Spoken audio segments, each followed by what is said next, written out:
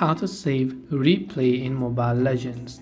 In order to save replay in Mobile Legends, what you want to do is make sure to launch Mobile Legends first of all. Then from the top left of the screen, you can simply tap on your profile avatar. Now from profile avatar, this will be the options you will see. Towards the left hand side, go to Battlefield and select Replays. Now here under recent replays, you'll find the replays of your last 5 matches, and that is auto saved, right?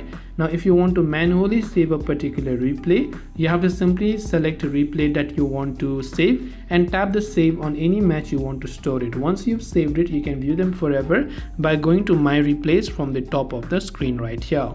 And this way you can save your replay in Mobile Legends. Hope this video helped you out. If you have any questions, do feel free to leave them down below. As always, thank you for watching and see you soon in the next video.